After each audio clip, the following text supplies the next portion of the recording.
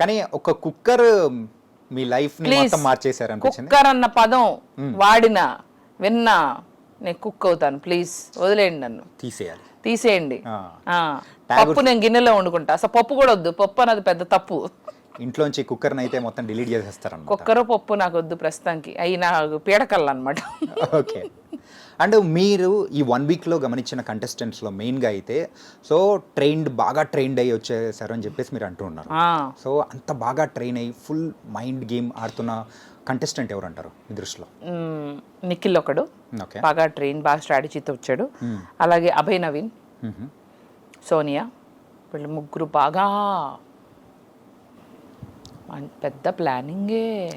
అంటే అండ్ ఇంకొకటి ఏంటంటే ఒక గ్రూప్ స్ట్రాటజీ వేసుకొని ఒక గ్రూపిజం అనేది కూడా మనం కొన్ని సీజన్స్ వింటూ ఉన్నాం. యా, సో ఈ గ్రూపిజం అనేది కూడా ఇప్పుడు ఉందా?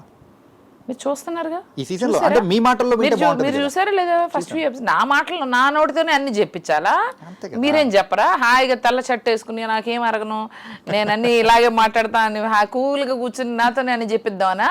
ఇక్కడ కూడా బలి పశువు చేద్దామనా? బలి పశువు అని కాదు కదా, అయ్యాను అక్కడ మళ్ళీ ఇంకా ఎక్కడ అవ్వాలి. అట్లేం లేదు, అట్లనే ఉంది. డైరెక్ట్ చూస్తున్న వాళ్ళ ఎక్స్పీరియన్స్ అనేది డిఫరెంట్ ఉంటుంది.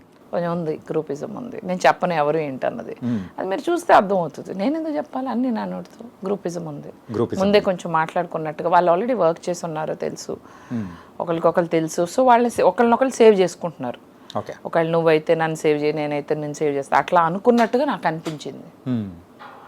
అండ్ ఇంకొకటి ఏంటంటే సో ప్రజెంట్ లాస్ట్ ఫ్యూ డేస్గా మీరు ఎలిమినేట్ అయిపోయిన తర్వాత సో ఆ రోజు నైట్ అయితే సో ఎవరైతే మీకోసం ఏడ్చారో వెళ్ళిపోయేటప్పుడు అప్పగింతల టైప్లో ఏడ్చారు, కానీ వాళ్ళు అక్కడ లోపల చేసింది ఇట్ వాస్ అన్ యాక్టింగ్ అని చెప్పేసి తెలిసిన తర్వాత మీకు అనిపించిన థింగ్ ఏంటి? లోపలికి నేను బయటకు వచ్చినాక సీత పాపం ఏడ్చింది, నేను చూశాను. And then Vishnupriya was sad, then again Nainika, వీళ్ళు ముగ్గురు బాధపడ్డారు, అది నాకు తెలుసు. So I felt it's a part of game, it's a part of life. కానీ నేను ఇదే మంచితనం ఇదిగా అలా ఉన్నాను కాబట్టి ఫస్ట్ ఫ్యూ డేస్ నన్ను నొక్కారు తొక్కారు అన్నట్టుంది. తర్వాత ఎవరు నన్ను తొక్కద్దని గొంతు లేపాను, లేపేసరికి బయట ఉన్నాను. కానీ ఆ గొంతు లేపేదేదో స్టార్టింగ్ లోనే లేపింటే ఇంకా తెలవాలిగా, అప్పుడే గొంతు లేపాలని నాకు తెలీదు. అదేమంటారు,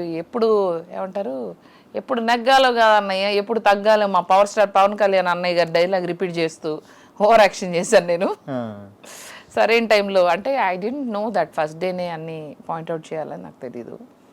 అక్కడ ఏంటంటే బాగా నాటకాలు, డ్రామాలు చేయాలి, బాగా చిన్న విషయాన్ని కూడా రచ్చరచ్చ చేయాలి, గొడవలు పెట్టాలి, గొడవలకు కారణం అయ్యాలి, గొడవలు ఆపకూడదు. అది గొడవలు ఆపకూడదు, ఇంకా గొడవలు పెంచాలి, అప్పుడే వాళ్ళకి ఇష్టం. అది అర్థమైంది కదా. మనమేమో మన పని మనం చూసుకుంటూ వంట చేసుకుంటూ సైలెంట్గా అట్ట సెట్ కాదమ్మా. కంటెంట్ రావద్దు వాళ్ళకి, కట్అవుట్ ఒకటే ఉంది ఇక్కడ, కంటెంట్ లేదు. కానీ